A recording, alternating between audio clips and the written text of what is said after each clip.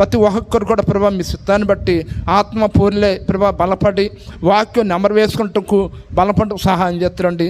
అలా ప్రభా యవనలైన ప్రభా సిస్టర్స్ కూడా ప్రభా మందిరం నడిపించి వాళ్ళు కూడా ఆత్మీయ మేలు కూడా పొందుటకు సహాయం కృపి దైవచిత్రమని మీ ప్రికుమాడు మనకు స్టూడియోస్నామలో స్తుతించి ప్రార్థించి బతిమలాడుకుంటున్నా పరమ తండ్రి, ఆమేన్.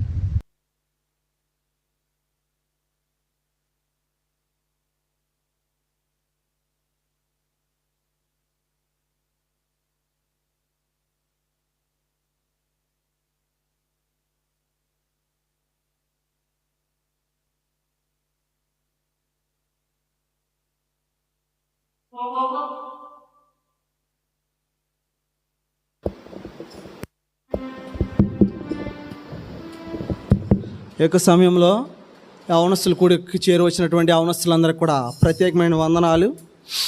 మరి యొక్క సమయంలో మరి పాటలు పాడుతూ వాయిద్యాలు వాయించుచు ఈ యొక్క సమయాన్ని ఈ రకంగా సంతోషకరంగా గడపటం, తిరిగి ఉదయం నుండి కూడా దేవుని ప్రజల మధ్యలో సంఘంలో మనం అందరం కలిసి దేవుని ఆరాధించే విధానం ఎంతో గొప్పది. ఒక్క దినము దేవుని మందిరంలో గడుపుట 1000 దినముల కంటే శ్రేష్టం. మనం ఒక్క దినము దేవుని మందిరంలో గడిపే విధానము, దేవుని మందిరంలో గడిపే సమయము ఎంతో సంతోషకరమని, ఎంతో ఆశీర్వాదకరమని, ఎంతో మేలుకరమని పరిశుద్ధ గ్రంథం బైబిల్ సెలవిస్తూ ఉన్నది. మన సమయాలు, మన కాలాలు, మన నిర్ణయంతో మనం అధికంగా పరిగెట్టి వెళ్ళచ్చు. కానీ దేవుడు తన సంకల్పం చొప్పున తన కృప మహిమకు కీర్తి కలుగుటకై దేవుడు మనల్ని ప్రేమించి దేవుని మందిరంలో, సంఘంలో, నూతన సీయోనులో దేవుడు మనల్ని భద్రపరుస్తూ వచ్చాడు. మనం క్షేమంగా ఉంటూ ఉన్నాం ఈ దినాన్ని. ఆ కారణాన దేవుని మందిరంలో యవ్వనులైనటువంటి శిష్యుల వలె మనం ఈ సమయంలో చేరి వచ్చి ఉన్నాం. అది దేవుడు మనకి అనుగ్రహించేటువంటి అపారమైన కృప ఇది. అయితే ఈ సమయంలో యవనస్తుల కూడికలో మన యొక్క లేఖన భాగాలను కీర్తన గ్రంథం 119వ అధ్యాయం, కీర్తన గ్రంథం 119వ అధ్యాయం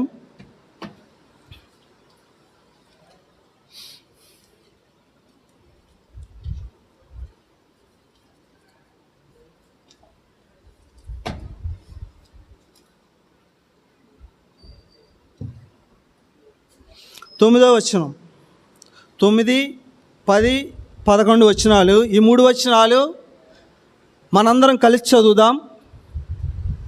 బైబిల్ మీ చేతితో పట్టుకుని స్పష్టంగా మనందరం కలిసి చదువుకుందాం.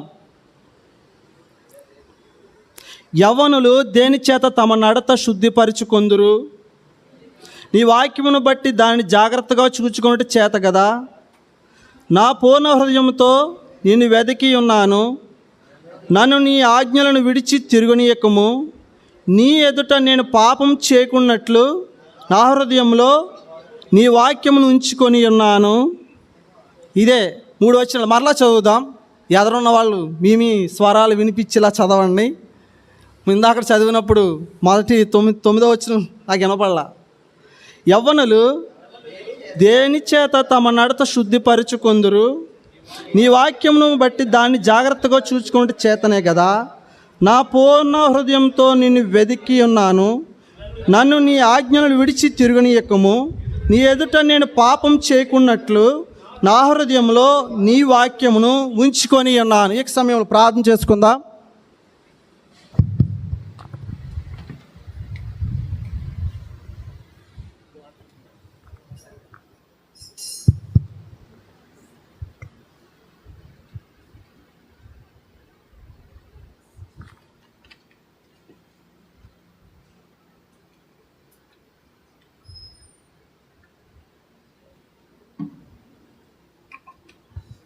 ప్రార్థన చేసుకుందాం.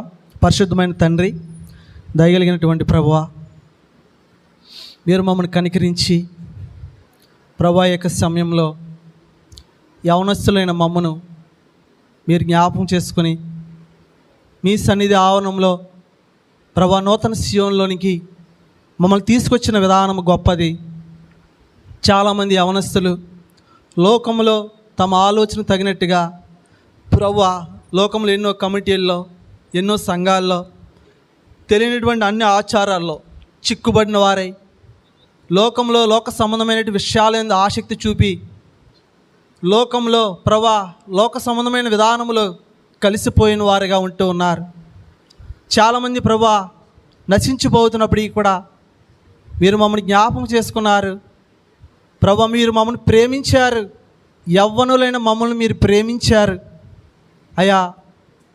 ఎందుకు పనికిరానటువంటి మా యవ్వన జీవితాలు ఏమాత్రం కూడా ఉపయోగపడము, ఎవరికి సహాయం చేయలేము, స్వార్థపూరితమైనటువంటి బ్రతుకులు మాయి.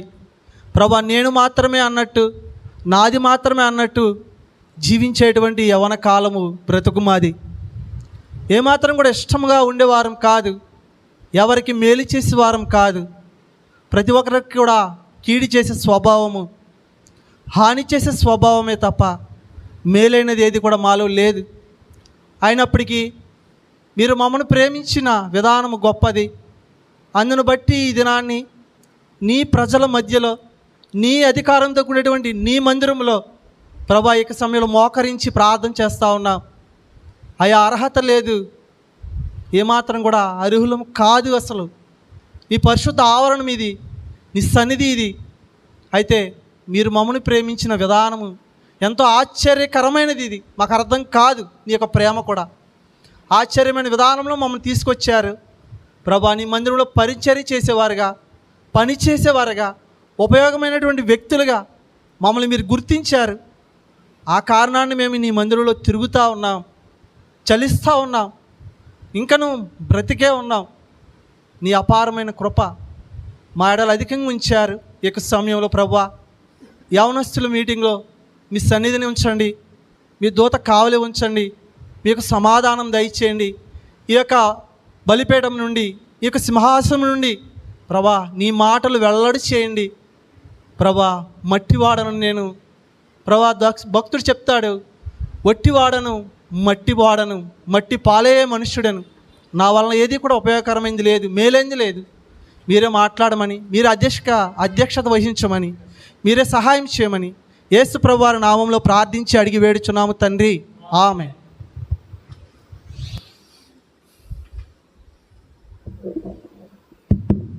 ఈ యొక్క సమయంలో యవనస్తుల కూడికలో చేరవచ్చినటువంటి యవనస్తులు అయినటువంటి మనందరం కూడా ఈ యొక్క 119వ అధ్యాయం యవనస్తుల మీటింగ్లో చాలామంది చాలాసార్లు ఈ మాటను చూపిస్తూ ఉంటారు, లేని దీన్ని వివరించి చెబుతూ ఉంటారు. ఈ మాట ఎంతమంది చూడకుండా చెప్పగలరు? ఎన్నో సందర్భాలు ఎంతోమంది దైవదాసుల ద్వారా, లేదంటే ఎవరో ఒకరి ద్వారా ఈ వాక్యాన్ని వింటూ వచ్చాం కదా. మనం గతంలో కూడా 2 నెలల క్రితం, లేదంటే 15 రోజుల క్రితం బహుశా కూడా ఈ వాక్యాన్ని ఆధారం చేసుకుని మనకు వాక్యం చెప్పిన సందర్భాలు ఉన్నాయి. అయితే ఈ వాక్యాన్ని మనకు అర్థమయ్యే విధానంలో, ఈ వాక్యం నాకు అర్థం కాలేదు, అర్థం అవ్వాలి, నాకు జ్ఞాపకం ఉండాలి, నేను మర్చిపోకూడదు అనేటువంటి మనసుతో ఎప్పుడైనా ఈ యొక్క వచనం 2 లైన్లతో ఉన్నటువంటి లైన్లో ఉన్నటువంటి వచనాన్ని మనం పట్టించామా, ధ్యానించామా, లేదంటే కనీసం గుర్తుపెట్టుకోవడానికి ట్రై చేసామా? అయితే ఈ యొక్క మాటను నాకు పరిచయం అయినప్పుడు, నాకు ఒక సహోదరుడు, నేను బాప్తిసం పొందిన తర్వాత మన యొక్క యవ్వన కాల జీవితంలో యవ్వనులైనటువంటి మనము ఏ రోజుకి ఆ రోజు దేవుని యొక్క వాక్యం చేత సరి చేసుకోవాలి అని, అంటే నేను ఏమంటారు, వాక్యం దైవదాసులు చెప్తూ ఉన్నప్పుడు నేను దీని మీద వర్తమానం వినలేదు. కానీ ఆ సహోదరుడు నాతో చెప్తూ వచ్చినప్పుడు, అంటే మనం ఈ యొక్క వాక్యాన్ని ఆధారం చేసుకోవాలి, వాక్యాన్ని ఆధారం చేసుకుంటేనే దేవుని ఎదుట మోకరించి ప్రార్థన చేయగలం. అంటే మన రోజంతట్లో పొద్దు నుంచి సాయంకాలం దాకా మన పనుల్లో మనం వెళ్ళిపోతూ ఉంటాం. మనం ఎన్నో మనకున్నటువంటి పరిస్థితులను బట్టో, మనకున్న అవసరతలను బట్టో, లేదంటే మనకున్న భారాలను బట్టో, లేదంటే కాలేజీకి వెళ్ళి చదువుతున్న విధానం బట్టో ఎంతోమందిని కలుసుకుంటూ ఉంటాం, ఎంతోమందితో మాట్లాడుతూ ఉంటాం, ఎన్నో విషయాలు చూస్తూ ఉంటాం, ఎన్నో సందర్భాలు చూస్తూ ఉంటాం, ఎంతోమందిని పరామర్శిస్తూ ఉంటాం, మాట్లాడుతూనే ఉంటాం రోజంతా.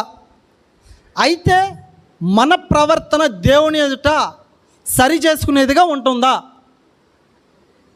సరి చేసుకునే విధానంలో వాక్యాన్ని మనం అప్లై చేసుకోగలుగుతున్నామా అని ఒక యవనస్తుడు స్నేహపూర్వకంగా లేదంటే ఫ్రెండ్షిప్గా నేను మాట్లాడుకున్నప్పుడు తను ఈ వాక్యాన్ని చూపిస్తూ వచ్చాడు.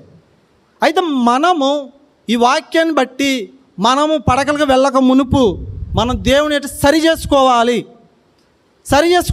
ప్రతి దినము కూడా సరి చేసుకుని దేవుని ఎదుట ఈరోజు చూడండి, ఇదివరకు దినాల్లో చదువుకున్నటువంటి విద్యార్థులు, చదువుకున్నటువంటి ఉద్యోగస్తులు కానీ ఎవరైనా కానీ ఒక డైరీ రాసుకునేవారు. ఉదయం నుండి కూడా వారు పర్సనల్గా వ్యక్తిగతంగా ఉండటానికి ఏం చేసాము, ఎలా ఉన్నాము, ఎలాంటి మంచి పనులు చేసాము, ఎలాంటి చెడ్డ పనులు చేసాము, ఎలాంటి మందిని కలిసాము, వాళ్ళకున్న అలవాటుని బట్టి వాళ్ళు ఒక డైరీ రాసుకునేవారంట. వాళ్ళు ప్రభుని ఎరగచ్చు, ఎరగలేని వాళ్ళు కావచ్చు, కానీ వాళ్ళ దినాల్లో ఒక మంచి పని చేసేవారు. అయితే ఈ దినాల్లో ఉన్నటువంటి మనము, ఈ ప్రభుని ఎరిగినటువంటి మనము, దేవుని మందిరంలో పరిచర్య చేస్తున్న మనము వాక్యాన్ని ఆధారం చేసుకోగలుగుతున్నామా? యవనస్తులైన వారి మాటను గమనించాలి. యవనస్తులైన వాళ్ళు అర్థం చేసుకోవాలి. వాక్యాన్ని చెబుతున్నారు, వాక్యాన్ని వింటున్నాం, తల్లిదండ్రులతో పాటు మందిరానికి వచ్చాం, వెళ్ళిపోతున్నాం, అక్కడితో ఆగిపోకూడదు. ఈరోజు మందిరానికి వచ్చాం, ఈరోజు మందిరంలో గడపడానికని వచ్చాం, సమయాన్ని చాలా హెచ్చించి వచ్చాం.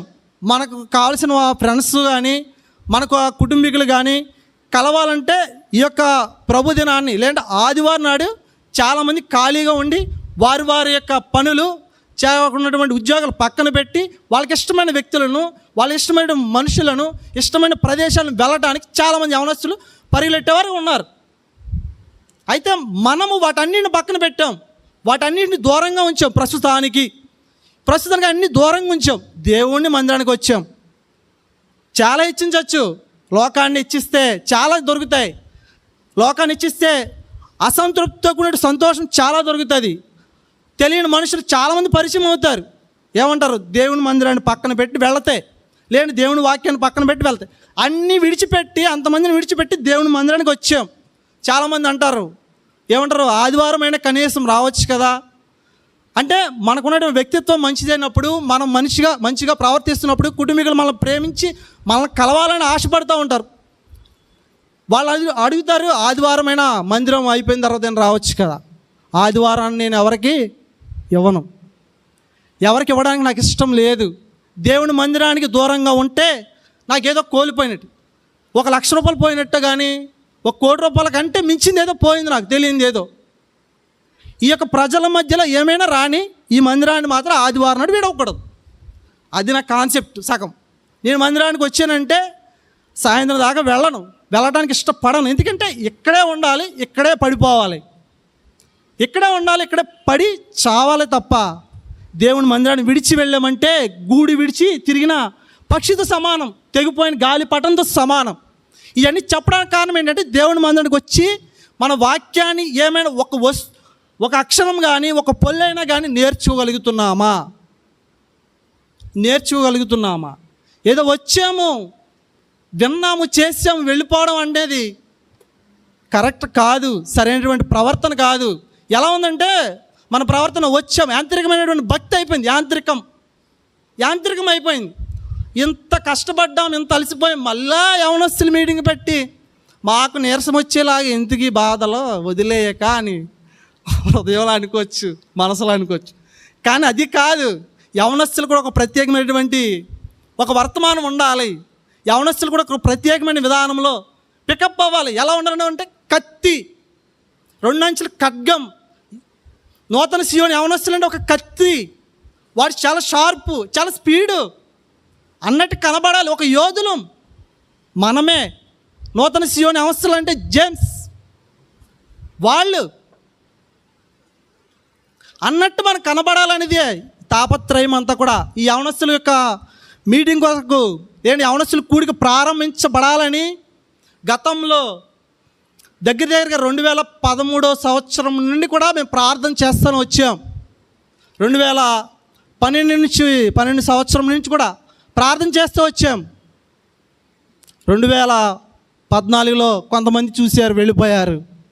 తర్వాత మళ్ళీ ఎవరో ప్రారంభించారు, మళ్ళీ ఆగిపోయింది. 2018కి వచ్చేటప్పటికి మళ్ళీ ఆగిపోయింది.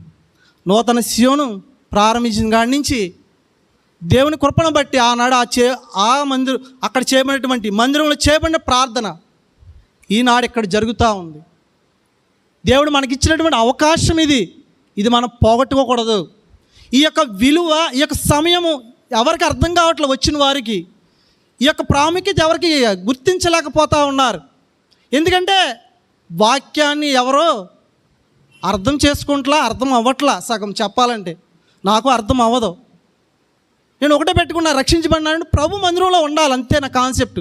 ఎవరు ఏమైనా ఏదైనా కానివ్వండి, ప్రభు పక్షాన్ని ఉండాలి, ప్రభు కొరకు ఉండాలి. మనం అందుకు వచ్చాం దేవుని మందిరానికి. ఆ సంగతిని మర్చిపోయి మన ఫ్రెండ్ వచ్చాడు, మన స్నేహితుడు వచ్చాడు, మన అమ్మ వచ్చింది, మన నాన్న వచ్చాడు, అలా వచ్చి వెళ్ళిపోతే ఉపయోగం ఏముంది? ఏమి మేలు పొందుతాం ఆత్మీయ జీవితంలో? వాక్యం చెబుతుంది నీ ప్రవర్తన సరి చేసుకునే విధానంలో ఉండాలి. అంటే ఏం చెప్తుంది ఈ వాక్యము? మన హృదయంలో లేకపోతే మన ప్రవర్తన ఎట్లా సరి చేయబడుతుంది? ఈ యొక్క వచనం యొక్క భావం అదే. ఇంతకే మన హృదయంలో వాక్యము కొంచెమైనా, ఒక సందర్భం ఒక సహోదరుడు సేవకులు ఒక మాట ఉపయోగించారు, ఏంటంటే విషమంతైన హృదయంలో వాక్యము ఉండాలి. అంటే వాక్యం ఉంది, వాక్యము వినబడుతుంది, వాక్యం ప్రకటించబడుతుంది, బైబిల్ మన చేతిలో ఉంది అన్న గ్రహింపైనా ఉండాలి. కనీసం మన చేతుల్లో ఉంది, సాధారణమైన పేజీలతో కూడిన పుస్తకం అనుకుంటున్నామేమో, సాధారణ పుస్తకంతో కూడిన బైబిల్ అనుకుంటున్నామేమో. కాదు, ఇది దైవ భక్తులు వారి దర్శనపూర్వకంగా రాసినటువంటి గ్రంథం. ఇది సాధారణంగా రాసింది కాదు.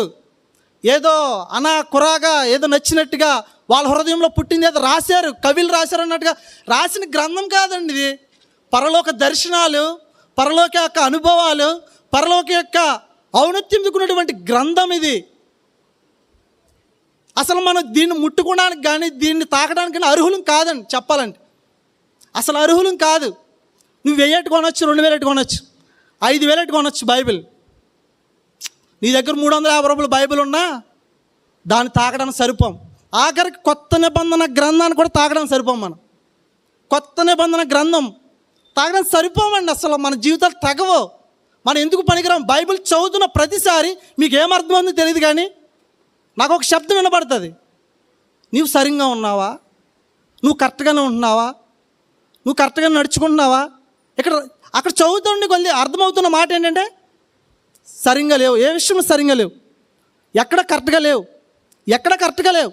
తెలియని ఒక శబ్దం మనల్ని సరిచేయడానికి వాక్యం ద్వారా వినబడతా ఉంటుంది. గమనించారు ఎప్పుడైనా బైబిల్ చదువుతున్నప్పుడు?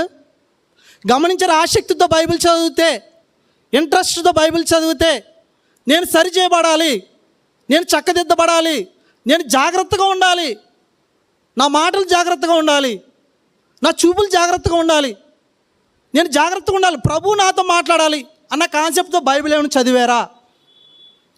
ఇవాళ ఎంతమంది బైబిల్ చదివారు?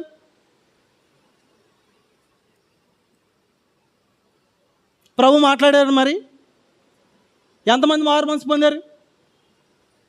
నిజమైనటువంటి రక్షణ కార్యం ఎంతమంది జరిగింది ఇక్కడ? ప్రభు మనలో పాప క్షమాపణ అనే కార్యం ప్రారంభించాడంటే అది ముగిసిపోయేది కాదు. అది 1 రోజు, 2 రోజులు, 3 రోజులతో ముగిసిపోయేది కానే కాదు. గుర్తుపెట్టుకోండి, అది నిరంతరము కూడా ఎప్పుడు మండుతూనే ఉంటుంది ఆ మారు మనసు అనేది.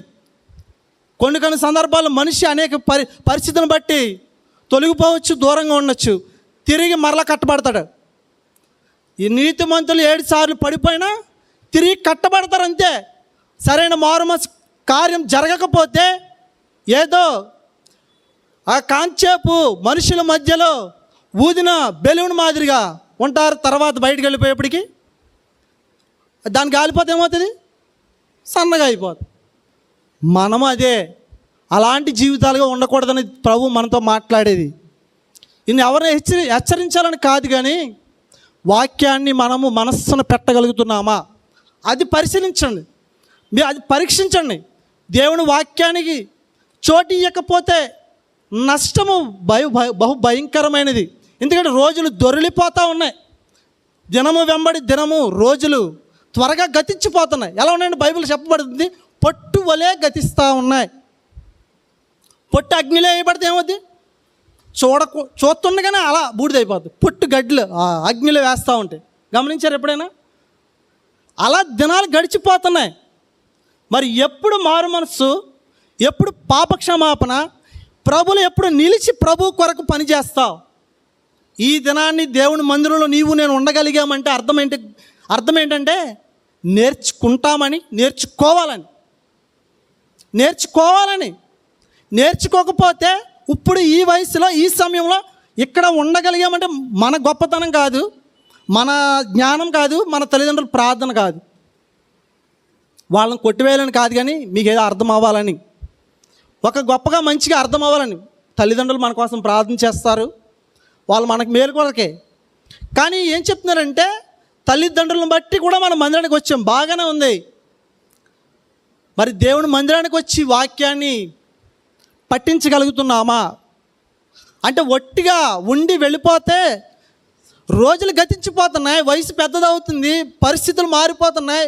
ఎలా అయిపోయినంటే ఒకరిని ఒకరు కొట్టుకునే దినాలు అయిపోయినాయి, ఒకరిని కరుచుకునే దినాలు అయిపోయినాయి.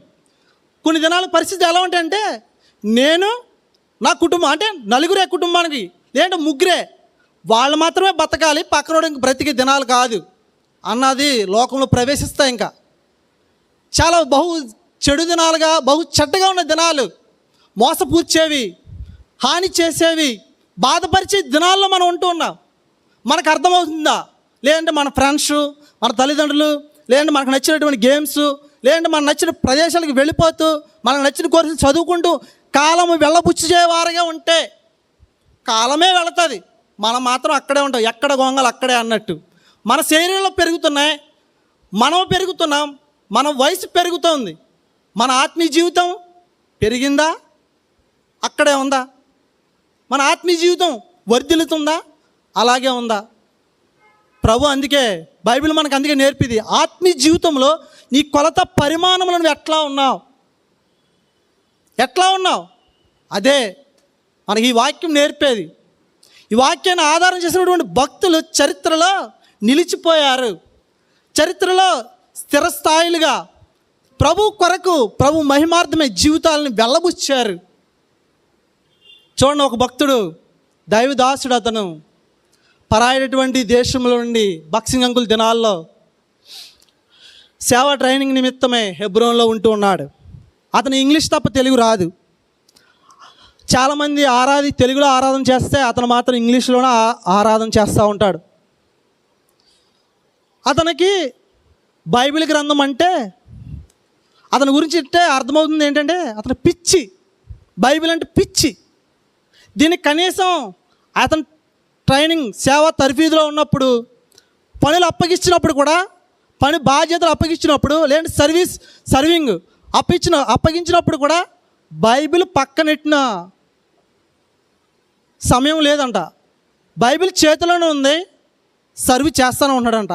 బైబిల్ చేతిలో ఉంది, వడ్డిస్తున్నాడంట. అతను అలా చేతిలో పెట్టుకుని ఏం చేస్తున్నాడు అంటే అక్కడ చెప్తా ఉన్నారు అతని గురించి ఏంటంట, ఇక్కడ వడ్డించింది అతనికి ఇచ్చిన సర్వింగ్ బౌల్ అయిపోయింది, తిరిగి ఆ సర్వింగ్ బౌల్ వేయటానికి కొంత టైం, అంటే ఒక 10 నిమిషాలు గ్యాప్ ఉండదంట అతనికి. వాళ్ళందరికీ ఎప్పుడైతే ఎంతమంది అయితే అయిపోయిందో అంతమంది తోడి ఆయన చేతికి ఇచ్చేటప్పుడు 10 నిమిషాలు గ్యాప్ దొరుకుతుందంట. ఈ గ్యాప్లో అతను ఏం చేస్తాడంట, బైబిల్ చదువుతాడంట. 10 నిమిషాల గ్యాప్లో సర్వ్ చేస్తున్న టైంలో, టెన్షన్లో, కంగారులో, ఎక్కడ ఏది పడుతుందో, ఒంటి మీద పడుతుందో తెలియదు, బైబిల్ మీద పడుతుందో తెలియదు. అలాంటి టెన్షన్లో అతను ఏం చేస్తాడంటే బైబిల్ 10 నిమిషాల గ్యాప్లో చదువుతున్నాడంట. ఎంత ప్రేమ కలిగిన వాడుగా, ఎంత ఆశ కలిగిన వాడు వాక్యం చదవడానికి ఇష్టపడతా ఉన్నాడు. అతను అక్కడి నుంచి సేవ ట్రైనింగ్ అయిపోయింది, వివాహం అయింది.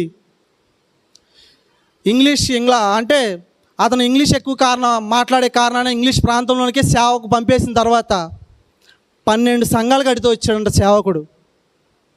అంటే దేవుని వాక్యాన్ని ప్రేమించగలిగితేనే మనం ఏమైనా చేయగలుగుతాం. ప్రభు కొరకు మాత్రమే, లోకం కోసం చేయం, మనుషుల కోసం చేయం, తల్లిదండ్రుల కోసం చేయం. ప్రభు మహిమ కొరకు, లోకం కొరకు కాకుండా ప్రభు మహిమ కొరకు చరిత్రలో నిలిచిపోయే వారంగా ఉంటాం. తల్లిదండ్రులు సహితం కూడా విడిచిపెట్టాడు బాక్సింగ్ అంకుల్. ఎక్కడ? ప్లాట్ఫామ్పై న్యూస్ పేపర్ మీద పడుకున్నాడు. కారణం ఏంటి? వాక్యాన్ని ప్రేమించాడు, వాక్యాన్ని హత్తుకున్నాడు, వాక్యంపై మనసు పెట్టాడు, సమర్పించుకున్నాడు సేవకు.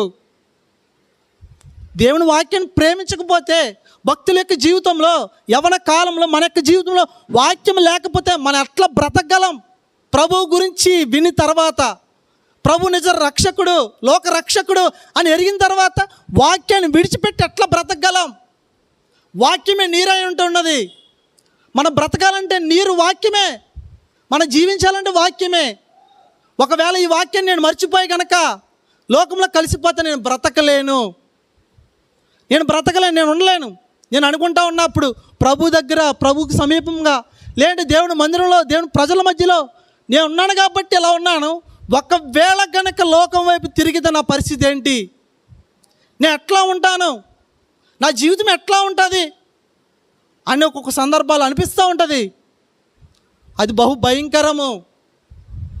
బైబిల్ గ్రంథంలో రాయబడుతుంది, తాను విడిచి వచ్చినటువంటి దురాత్మ ఎప్పుడైతే ఆ ఇంట్లో నుండి వెళ్ళిపోయిందో, ఎప్పుడైతే ఆ ఇంట్లో నుండి వెళ్ళిపోవడానికి కారణం, తిరిగి ఆ ఇంట్లోకి యేసుప్రభువు వారు వచ్చారు. పాడైనటువంటి గృహంలోకి ఆ ఇంట్లో యేసుప్రభువు వారు బాగు చేశాడు. తిరిగి ఆ ఇంట్లో యేసుప్రభువు వారు లేకపోతే ఆ పరిస్థితి ఏముంటుంది? తిరిగి వెళ్ళిపోయినటువంటి దురాత్మ మరలా ఇంట్లోకి వస్తే పూర్వపు స్థితి కంటే ఇప్పుడు స్థితి బహు భయంకరంగా ఉంటుంది. బైబిల్ గ్రంథం రాయబడింది. మన జీవితాలు యవ్వన కాలంలో అలా ఉండకూడదని పరిశుద్ధ గ్రంథం హెచ్చరిస్తూ ఉంటున్నది, మనకు బోధిస్తూ ఉంటున్నది. ఎందుకంటే యవన కాల హృదయంలో ఏమాత్రం వాక్యం లేకుండా బ్రతుకుతూ ఉంటున్నాం. రండి, యాకోబు పత్రిక, యాకోబు గ్రంథంలో చెప్పబడుతుంది. అక్కడ యాకోబు పత్రిక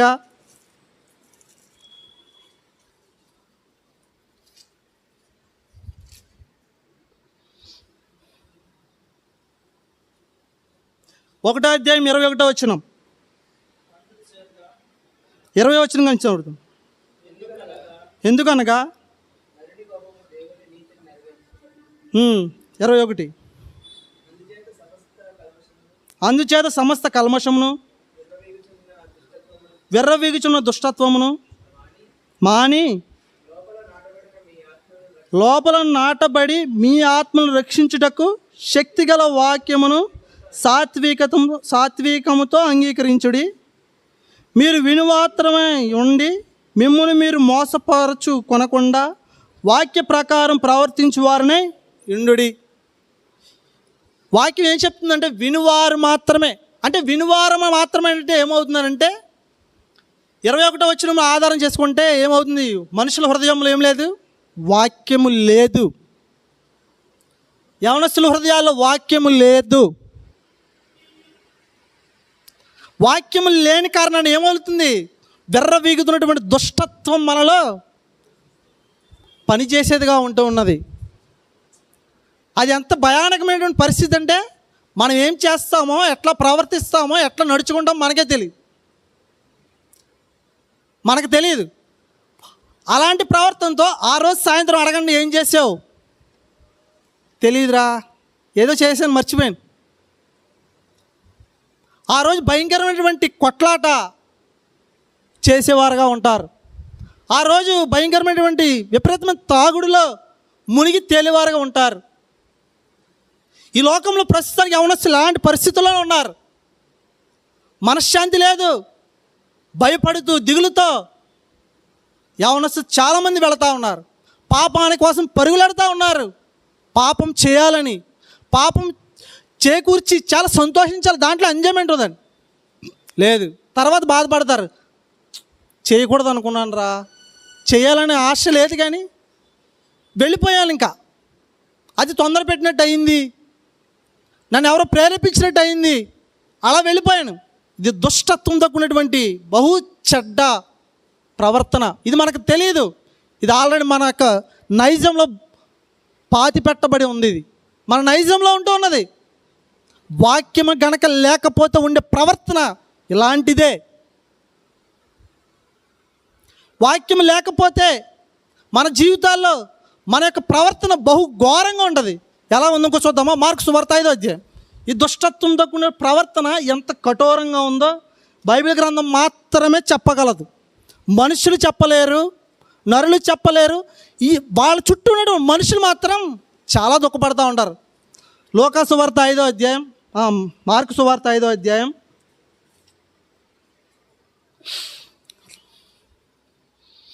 3వ వచనం.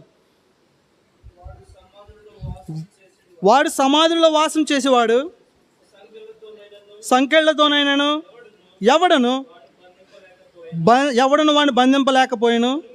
పలుమార్లు వాళ్ళ కాళ్ళకును చేతులకును సంకెళ్ళు వేసి బంధించినను వాడు ఆ చేతి సంకెళ్లను తెంపి కాళ్ళ సంకెళ్లను తుత్తునీలుగా చేశాను గనుక ఎవడను వాడిని సాధుపరచలేకపోయాను. వాడు ఎల్లప్పుడూ రాత్రింబగళ్ళను సమాధుల్లోనూ కొండల్లోనూ కేకలు వేయించు తన్ను తాను రాళ్లతో గాయపరుచుకొని చుండెను. వాడు దూరం నుండి యేసు చూచి పరిగెత్తుకుని వచ్చి ఆయనకు నమస్కారం చేసి, యేసు, సర్వోన్నతుడైన దేవుని కుమారుడా, నాతో నీకేమి? నన్ను బాధపరచుకోమని దేవుని పేరట నిన్ను ఆనబెట్టుకున్నానని దగ్గర కేక వేశాను. ఎందుకనగా చదువుదాం. ఎందుకనగా ఆయన అపవిత్రాత్మ ఈ మనుషుని విడిచిపోయానని వానితో చెప్పాను. మరియు ఆయన నీ పేరేమని వాడిని అడుగగా వాడు, నా పేరు సేన, ఏలయనగా మేము అనేకులమని చెప్పి తమ్మును ఆ దేశం నుండి తోలివేయొద్దని ఆయన మిగులు బతిమాలుకొనెను. అక్కడ కొండ దగ్గర పందులు పెద్ద మంద మేయిచుండెను గనుక ఆ పందులలో ప్రవేశించినట్లు మమ్మను వాటి యొద్దకు పంపమని ఆ దయ్యములు ఆయనను బతిమాలుకొనెను. యేసు వాటికి సెలవియ్యగా అపవిత్రాత్మ వారిని విడిచి పందులలో ప్రవేశింపగా ఇంచుమించు 2000 సంఖ్య గల ఆ మంద ప్రపాతం నుండి సముద్రపు ధరిని తిరగక చచ్చెను. పరిగెత్తుకుని పోయి సముద్రంలో పడి ఊపిరి తిరక్క చచ్చెను.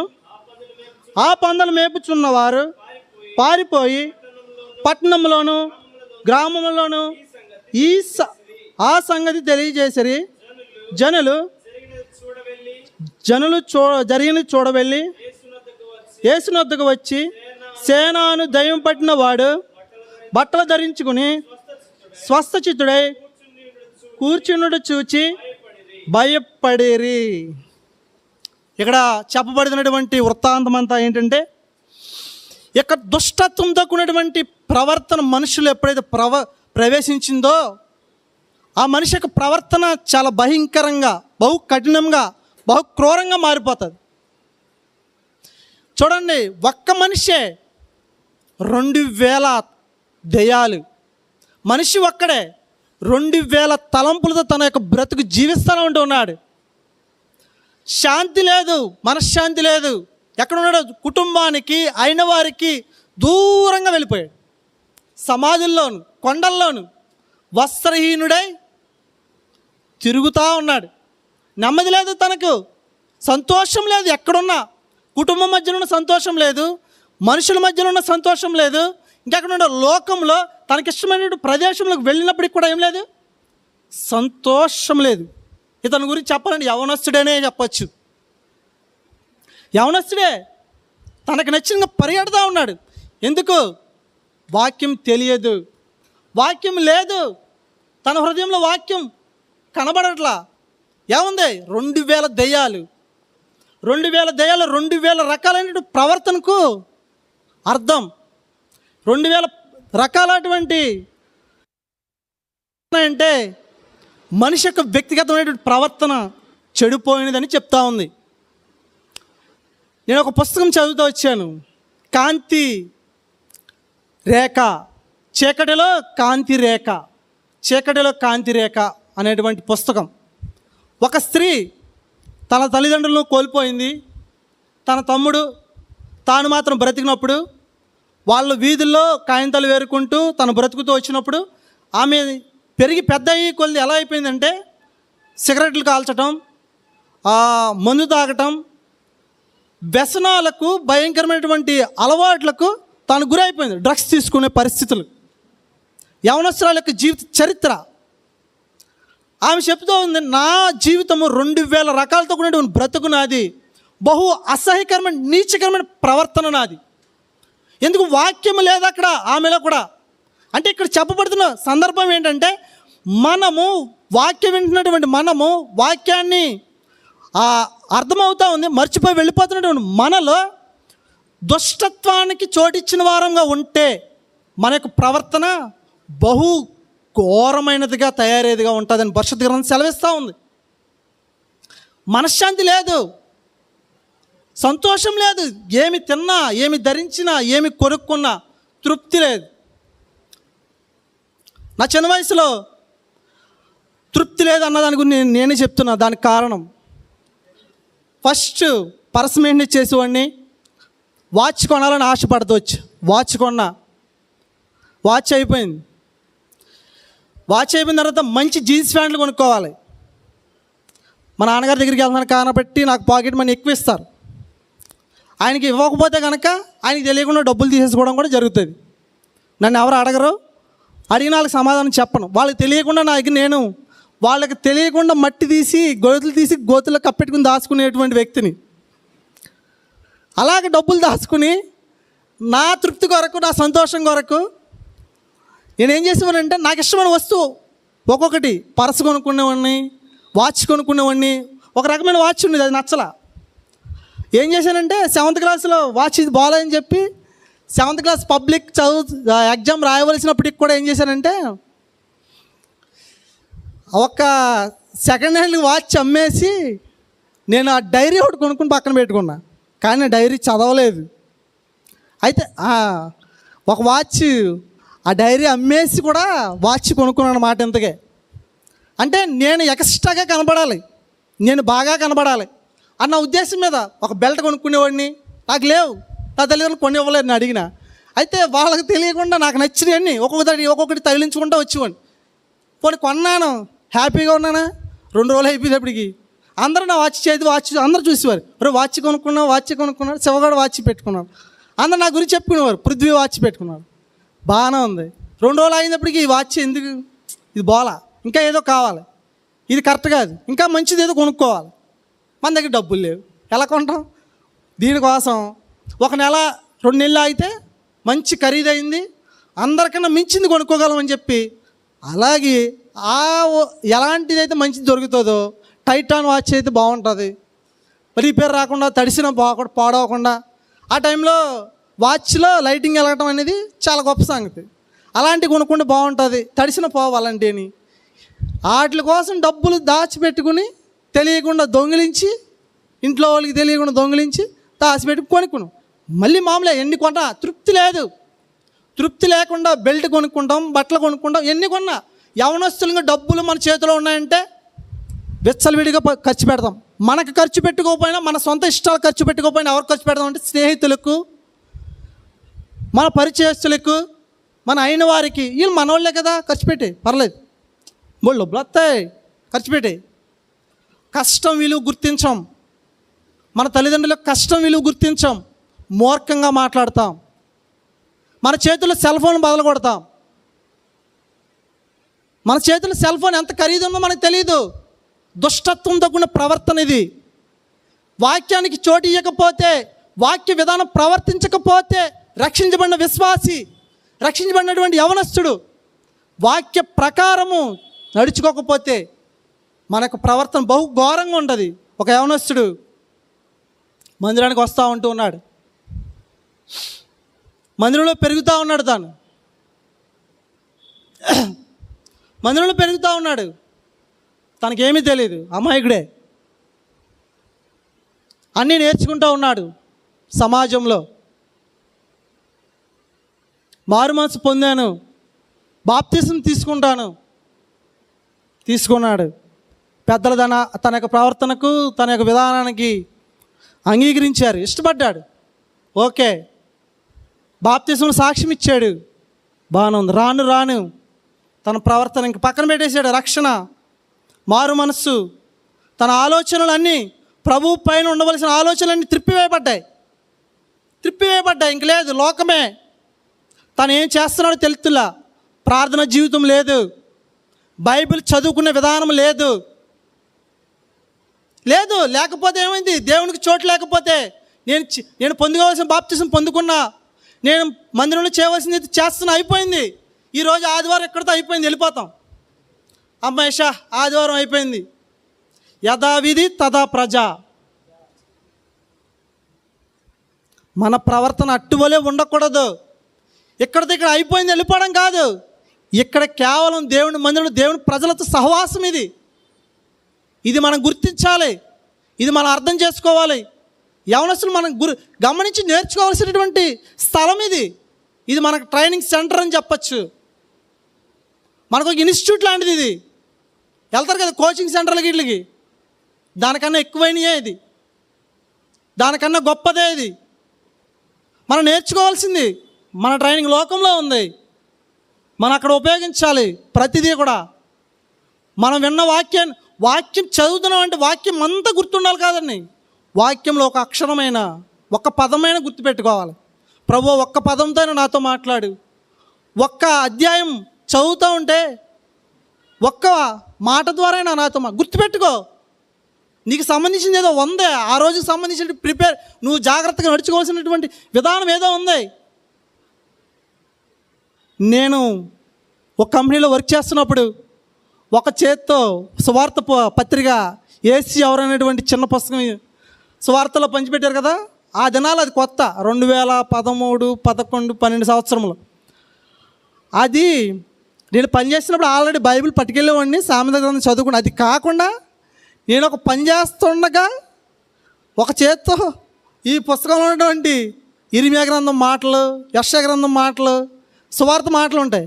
అవి నేను నేర్చుకోవాలని చెప్పి ఓ పక్కన పని చేస్తూ ఇది చదువుకుంటూ ఉండేవాడిని. వాళ్ళు నాతో పాటు ఉన్న సీనియర్లు చదువుకో అనేవారు. అంటే నా ఇంట్రెస్ట్ ఏంటి? వాక్యాన్ని గుర్తుపెట్టుకోవాలి, వాక్యం నా హృదయంలో ఉండాలి, వాక్యం నా మైండ్ సెట్లో ఉండిపోవాలి, చెరిగిపోకుండా అన్న కాన్సెప్ట్ నాది. ఆ ఉద్దేశం మీద పేజీలు చదువుతూ ఉండేవాడిని పక్కన. దాంట్లో ఎన్ని పేజీలు ఉండవు, 10 పేజీలు ఎన్నో ఉంటాయి. అది చదువుదాలని బట్టి పట్టివాడిని, వచ్చేది కాదు, అయినా చదివాడిని. అయితే వాక్యాన్ని అంత ఆసక్తిగా మనలో ఉండాలని భద్రపరచుకోవాలి అన్నదానికి చెప్తూ ఉన్నా. ఎందుకంటే నేను చెప్పేవాడు చేసేవాడే ఉండకపోతే వినేవాడు చెలరేగిపోతాడు ఇష్టానుసారంగా. అంటే చెప్తున్నటువంటి నేనే సరిగ్గా లేకపోతే, చెప్తున్నటువంటి నా బ్రతుకులో సరైనటువంటి ప్రవర్తన లేకపోతే నిలబడినటువంటి నేను ఉపయోగం లేదు. ఆరిపోయిన దీపం నిలబడినట్టే. ఆరిపోయిన దీపం ఎవరికి ఉపయోగం అండి? ఇప్పుడు ఇక్కడ దీపం కింద ఉన్నక్కడ కనబడుతున్నాను. ఈ దీపం ఆరిపోతే, కరెంటు పోతే ఉపయోగం ఏంటి? ఈ కరెంటు ఉంది కాబట్టి మనం ఉండగలుగుతున్నాం. అలాగే మనలో కూడా మండుతున్నటువంటి దీపం వల్లే మన ప్రవర్తన ఉండాలి. అంటే అర్థం ఏంటంటే మన సాక్ష్యం కాపాడబడాలి, మన జీవితాలు బాగుండాలంటే వాక్యం మనలో ఉంటేనే, లేదంటే కనీసం వాక్యాన్ని భయపడితేనే. వాక్యం మాట్లాడుతుంది, దేవుడు మాట్లాడతాడు అన్న గ్రహింపు కాన్సెప్ట్ ఖచ్చితంగా మనలో నాటుకుపోవాలి. ముద్ర ఉండాలి. అది ఒక ముద్ర. ఇది దేవుని మందిరం, అదొక ముద్ర. అది అర్థమవుతుంది. దేవుని మందిరంలో ఉన్నావు, నీకు అర్థమైంది. ఇది నీ ఇల్లు కాదు, నీకు అది అర్థమైంది. వాక్యం వినబడుతుంది, వాక్యం ద్వారా దేవుడు మాట్లాడతాడు. అది ప్రింట్ అయిపోవాలి. పలానా ఓడి నిలబడ్డాడు, పలానా ఓడి చెప్తాడు, పలానా జెర్మియా చెప్తాడు అని బోర్గా ఫీల్ అవ్వకూడదు. నిలబడి జెర్మియా కావచ్చు, మనుషులే కావచ్చు, కానీ మాట్లాడేది వాక్యమే కదా. పనికి మాలిన వ్యక్తి ఎవరైనా నిలబడవచ్చు, మనుషులు, వాక్యమే కదా మాట్లాడేది. వాక్యాన్ని ఆధారం చేసుకునే కదా మాట్లాడుతున్నాడు. కానీ వాక్యాన్ని వెతుకుతున్నావా? నీ హృదయంలో వాక్యం ఏం మాట్లాడుతుంది? చెబుతున్న వాక్యాన్ని నువ్వు ధ్యానించగలుగుతున్నావా? ధ్యానపూర్వకంగా చెప్పేవారు, కానీ నువ్వు వాక్యాన్ని ధ్యానపూర్వకంగా తీసుకోగలుగుతున్నావా? ఆ స్టేజ్లో మనకు రావాలి, ఆ స్టేజ్లో మనం ఉండాలి. మనకు బైబిల్ నేర్పేది అదే. సమయం అయిపోతుంది. నేను ఒక వ్యక్తి గురించి చెప్పి ముగిస్తాను. ఒక చిన్న వయసులోనే తల్లిని పోగొట్టుకున్నటువంటి బాబు చాలా చిన్న వయసులో 5 సంవత్సరాల వయసులోనే తల్లిని కోల్పోయాడు, తండ్రిని కోల్పోయాడు. వాళ్ళ తల్లిదండ్రులు ఒక బేకరీ నడిపేవారు.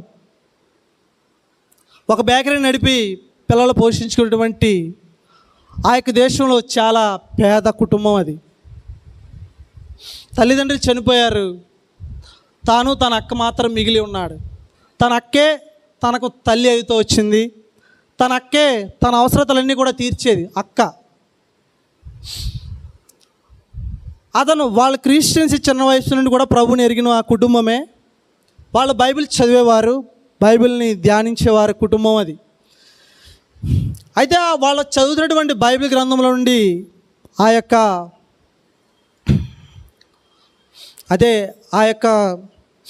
చిన్నబిడ్డకు వచ్చినటువంటి ఆలోచన ఏంటంటే, బైబిల్ చదువుతూ ఉన్నప్పుడు ఆదాములో నుండి అవ్వను తీసినప్పుడు ఆదాము కలగజేసినటువంటి గాఢ నిద్ర అంటే విపరీతమైనటువంటి మత్తు కలగజేసి దేవుడు అతనిలో నుండి ఒక స్త్రీని తీశాడు, ఒక స్త్రీని కలగజేశాడు.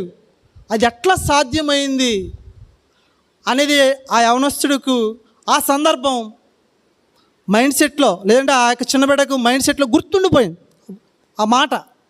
ఇది ఎట్లా జరిగింది, ఇది ఎట్లా జరుగుతుంది అని తన యొక్క ఆలోచనలో ఉండిపోయినప్పుడు తను తన యొక్క విద్య కొనసాగుతూ వెళుతూ ఉన్నప్పుడు తన యొక్క చదువు ఏంటంటే డాక్టర్ చదువు. ఆ దినాల్లో చిన్న వయసులోనే డాక్టర్ల దగ్గర 14 ఏళ్ళ వయసు వచ్చేటప్పటికి డాక్టర్ల దగ్గర పని చేసేవాడు. చాలా పూర్వ దినాల్లో జరిగినటువంటి సందర్భం ఇది. అయితే డాక్టర్లు వైద్యం చేస్తున్నప్పుడు ఒక రోగికి ఏదన్నా ఆపరేషన్ చేయాలన్నా, ఏదైనా సర్జరీ చేయాలన్నా 5 వ్యక్తులు 6 డాక్టర్లు ఒక వ్యక్తిని బలమే పొడుగబెట్టి ఆపరేషన్ చేయాలంటే 5 వ్యక్తులు 6 వ్యక్తులు అతను పట్టుకుని ఒక డాక్టరు దానికి సంబంధించి సర్జరీ చేయాలంట. ఆ దినాల్లో సర్జరీ చేయడానికి మత్తు మందు లేదు, ఎనస్థీషియా లేదు ఆ దినాల్లో, మత్తు మందు లేదు ఆ దినాల్లో. అక్కడ ఆ దినాల్లో ఆ యొక్క ఆపరేషన్ చేయాలంటే ఆ బాధకు తట్టుకోలేక చాలామంది ఆపరేషన్ చేస్తుండే కానీ చనిపోయేవారంట. కొంతమంది బ్రతికేవారు అలాగే బాధపడుతూ. ఇంకొకసారి ఆ యొక్క వాళ్ళ దగ్గర అతను పనిచేస్తూ ఉన్నాడు. అతనుకున్న అనుభవం అవన్నీ గమనిస్తూ ఉన్నాడు. అతను డాక్టర్గా ట్రైనింగ్ అవుతూ చాలా ఇంటెలిజెంట్, చాలా తెలివైనడు, చాలా చురుకైన వ్యక్తి అతను తన అక్క కంటే కూడా. అయితే ఆయన ఇది గమనిస్తుండే రెండోసారి కూడా సేమ్ అలాంటి సమస్య ఏదో వచ్చింది. ఆయన అదిమి నొక్కి పట్టుకుని పేషెంట్కి వైద్యం చేస్తూ ఉంటే ఒక రోజున ఆ పేషెంట్ ఏం చేశాడంటే కాలుతో ఒక్క ఇసిరేటప్పటికి అతను సడన్గా వెళ్ళి గోడకు అతుక్కుపోయినట్టు అయిపోయింది. అతను 14 ఏళ్ళ యవనస్తుడిగా ఉన్నప్పుడు ఒక్కసారిగా ఇలా అయిపోయింది. ఎందుకు ఇంత బాధపడి వీళ్ళని ఇంతలాగా చేయవలసిందని చెప్పి చాలా బాధపడుతూ వచ్చాడు. ఇలాంటి వైద్యం, ఇలాంటి వృత్తి నేను ఎందుకు జాయిన్ అయ్యి ఇలాంటి వాళ్ళ మధ్యలో ఇలాగ బాధ పెడుతూ ఇలాంటి పరిచర్య ఎందుకు చేయాలని చెప్పి బాధపడుతున్నటువంటి టైంలో అతను ఒక మాట మరలా జ్ఞాపకం వచ్చింది. దేవుడు ఆదాములో నుండి అవ్వను తీసిన సందర్భం దేవుడు మళ్ళా జ్ఞాపకం చేశాడు. ఎలాగైనా మత్తు మందు కనుగోవాలి, మత్తు మందు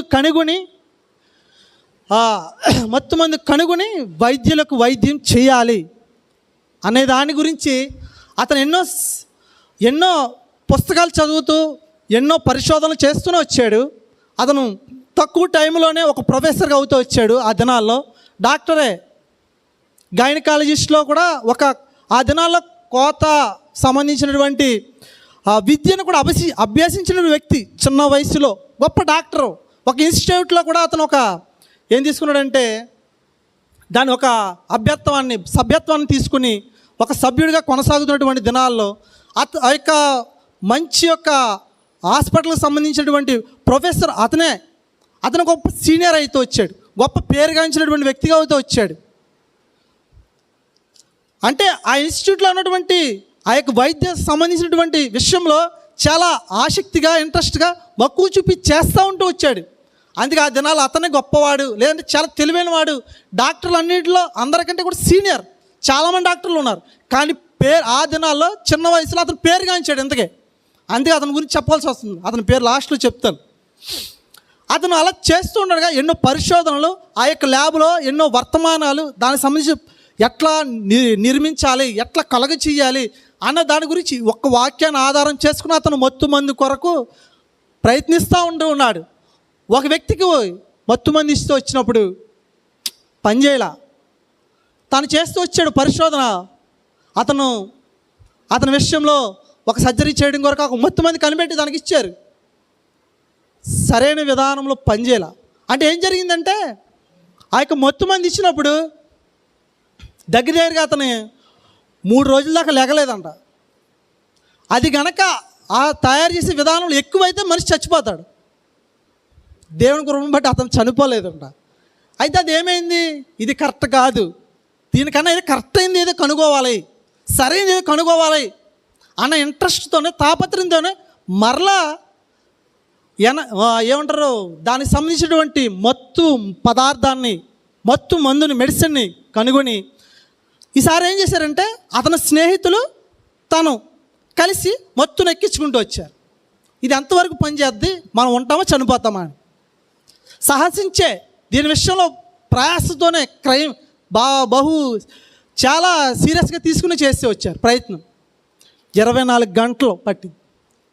24 గంటల మొత్తం ఎక్కిన తర్వాత 24 గంటలు బయట వచ్చారు. సరైనది దొరికింది, ఇది పనిచేస్తుంది, ఇది కరెక్ట్ అయింది, దీనికి సంబంధించినవన్నీ కూడా అతని దగ్గర ఉంటూ ఉన్నాయి. ఏదైతే వాడాలో, ఏది వాడకూడదో దానికి సంబంధించిన మెడిసిన్ అంతా కూడా అతని దగ్గర ఉంది. అయితే ఒక డెలివరీకి తీసినటువంటి సహోదరి పైన, ఒక స్త్రీ పైన ఉపయోగిస్తూ వచ్చినప్పుడు చాలా సునాయాసంగా ఆమెకు డెలివరీ చేస్తూ వచ్చారని ఆ దినాల్లో చెప్తూ వచ్చారు. ఆ దినాల్లో అతను ఎప్పుడైతే అలాంటి సర్జరీ చేస్తూ వచ్చాడో, మత్తు మంది ఎక్కించి చేస్తూ వచ్చినప్పుడు అస్సలు అది చాలా అద్భుతంగా దేవుడు అతని విషయంలో సహాయపడుతూ వచ్చాడు. అతని పేరు జేమ్స్ స్పిన్సన్.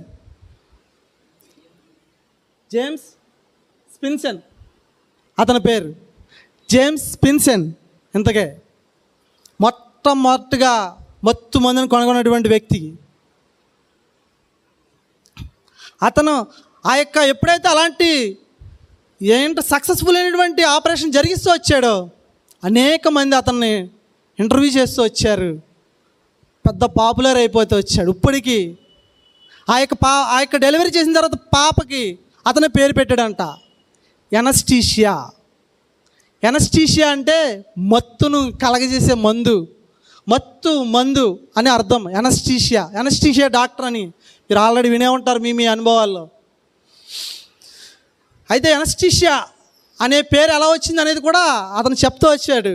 ఎనస్థీషియా అనే ఆ యొక్క డెలివరీ అయినటువంటి పాపకు ఎనస్థీషియా అని పేరు పెడుతూ వచ్చారు. ఆ యొక్క పేరే ఎనస్థీషియా డాక్టర్. ఆ యొక్క పేరే ఇంకప్పుడు కూడా ఎనస్థీషియా అని మోగుతూ ఉంటుంది.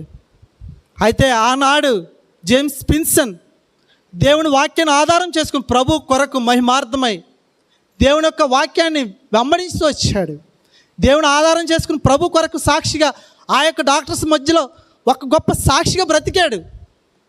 ఆ ప్రభు సహాయం చేస్తూ వచ్చాడు. ఆ రక్షకుడు అతను తోడే ఉన్నాడు. ఆ వాక్యం అతను చరిత్రలో నిలబెట్టింది. ఇప్పటికీ కొనసాగుతూ ఉంది. కొనసాగుతూ ఉంది. ఏమాత్రం దీన్ని కొట్టివేయడానికి లేదు. ఇప్పుడు ఇంకా గొప్పగా మారిపోతూ వచ్చింది ఈ మందు. తక్కువ టైం ఎంతవరకు పనిచేయాలి, ఎంతవరకే కొనసాగాలి అన్నటువంటి కాన్సెప్ట్ జనాల్లో దేవుడు తీసుకొచ్చాడు.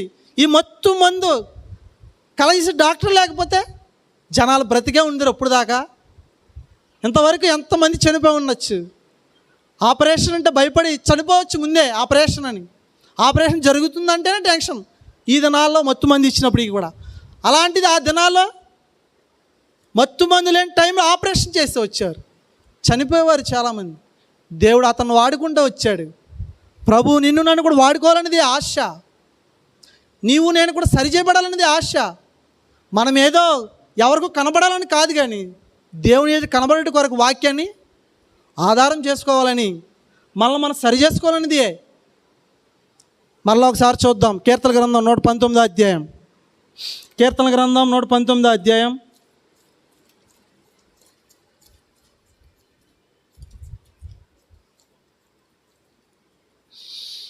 9వ వచనం.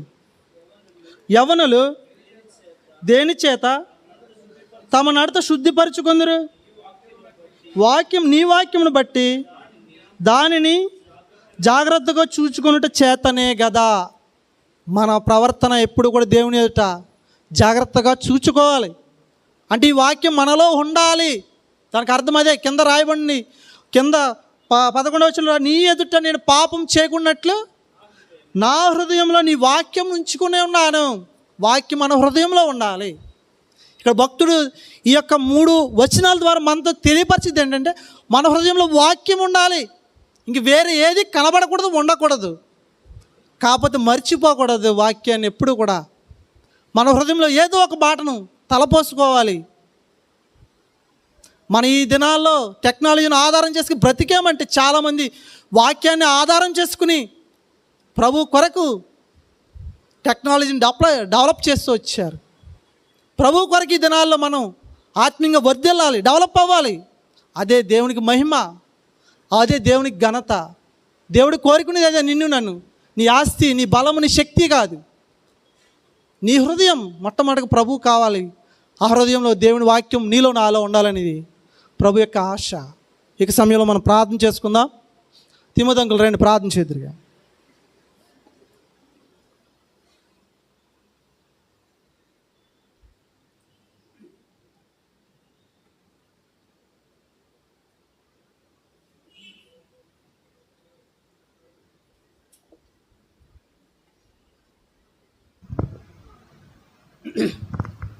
ప్రియమైన పరలోక తండ్రి, శాశ్వతమైన ప్రేమతో ప్రేమించిన యేసుక్రీస్తు ప్రభా, వందనం స్తోత్రాలు చెల్లిస్తున్నాను నాయన. మధ్యాహ్న కాల సమయంలో ప్రభా, యవనస్తులు కొడుకులు నీ వాక్యము మరి ఎన్ని రీతిలుగా మాట్లాడుతూ వచ్చిందో ప్రభా. నీ వాక్యంలో ఉన్న బలము, నీ వాక్యంలో ఉన్న ఆశీర్వాదము, నీ వాక్యంలో ఉన్న జీవము నీ ప్రజల్లో ఉండాలని ఆ కారణాన్ని నా ప్రభా, కీర్తనలు 119 కీర్తన 9వ వచనం ప్రకారం యవనులు దేని చేత తన నడతను సిద్ధపరచుకుందరు? నీ వాక్యమును జాగ్రత్తగా చూసుకున్నట్టు చేతనది కదా. అవును ప్రభా, నీ వాక్యాన్ని శ్రద్ధగా జేమ్స్ ఫిన్స్ అనే ఆయన ఎలాగ దాని మీద శ్రద్ధ చూపించినాడో, తద్వారా ఆయన జీవితం ఎలాగ తండ్రి ఘనపరచబడుతూ వచ్చిందో, ఈ యవనస్తుల బిడ్డలు కూడా ఇనివారు మాత్రమై ఉండి నాయన తను మోసపుచ్చుకోకుండా ఇన వాక్యానికి భయపడి లోబడేవారిగా ఈ బిడ్డలను సిద్ధపరచడం సహాయం చేయండి. దయగల తండ్రి, నీకు వందన స్తోత్రాలు చెల్లించుకుంటున్నాం ప్రభా. మా నాయన నీ వాక్యము ప్రభా మరి విని విడిచిపెడితే ఏం ఉపకారం కాదు. ఈ పిల్లలు ఏదైతే విన్నారో ఆ వినవాక్యం వాళ్ళ హృదయాల్లో ఫలించాలని కోరి ప్రార్థిస్తున్నాం ప్రభా. కనికరించడం సహాయం చేయండి నాయన తండ్రి. నీ వాక్యము ఏ రీతిగా మరి వాళ్ళని స్థిరపరిచిందో ప్రభా, ఎవరైతే ఆశ కలిగి ఉంటారో నీ వాక్యం ఎడల అటు వారు దీవించబడ్డారు ప్రభా. మరి వాళ్ళ ఆశను నెరవేర్చే దేవుడు, అందుని బట్టి నీకు వందనం కృతజ్ఞత స్తోత్రాలు చెల్లిస్తున్నాం ప్రభా. మా నాయన నీకే మహిమ ఘనత ప్రభావాలు ఆరోపిస్తున్నాం ప్రభా. మా నాయన మార్క్స్ వార్త 5వ అధ్యాయంలో ప్రభా, మరి ఒక యవనస్తుడు తన జీవితాన్ని తండ్రి ఎలాగ పాడు చేసుకున్నాడో ప్రభా. మా నాయన 2000 దెయ్యాలు సంఖ్య అతన్ని ప్రేరేపించినప్పుడు ప్రభా, అతని భయంకరమైన జీవితాన్ని యేసు ప్రభు వారు వాని దగ్గరికి వెళ్ళి వాని బాగు చేసి వాని స్వస్థపరిచి వాడికి మంచి జీవితాన్ని ఇచ్చినప్పుడు వాడు డెకబోలియా ప్రదేశం అంతా కూడా యేసుని గురించి సాక్షిగా నిలబడ్డాడు ప్రభా. ఈ బిడ్డలందరూ కూడా వాళ్ళ యవనేచ్ఛల నుండి పారిపోయేవారిగా, దేవుని వాక్యానికి కట్టబడిన వారిగా, పట్టబడిన వారిగా, వాక్యం విషయంలో ఆసక్తి కలిగిన వారిగా, నాయన నిన్ను సేవించేవారిగా ఈ బిడ్డలను దీవించి ఆశీర్వదించి వర్ధల చేయమని ప్రార్థిస్తున్నాం. మహిమ గంత ప్రభావాలు మీరే పొందమని, చదివిన వాక్యాన్ని వినికిడిలో దీవించి నాయన మీరే మహిమ పొందవలసిందని ప్రార్థిస్తూ యేసు ప్రభువు నామములో ప్రార్థించి వేడుకుంటున్నాం తండ్రి, ఆమేన్. మన తండ్రి అయిన దేవుని ప్రేమ, కుమారుడైన క్రీస్తు యేసు వారి కృప, పరిశుద్ధాత్మ యొక్క సావాసం, సహాయము కూడి వచ్చిన యవనస్తుల బిడ్డలందరికీ ఇన్న వాక్యాన్ని వారి అందరికీ ఆశీర్వాదకరంగా దయచేయును గాక. ఆమేన్. ఆమేన్.